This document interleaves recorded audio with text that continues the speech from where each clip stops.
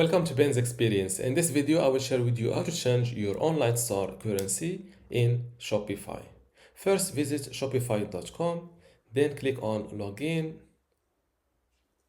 fill in your email address, then click on Continue with email, fill in your password and hit Login.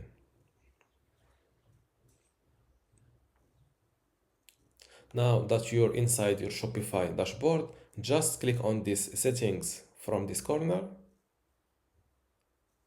and you will access this general page. And from the same page, look for store defaults and you will see your current currency, and next to it click on these three dots and select change store currency.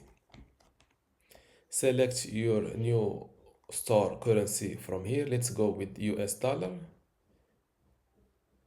As you see, changing your currency will require you to review and update pricing across your store to prevent unexpected results at checkout.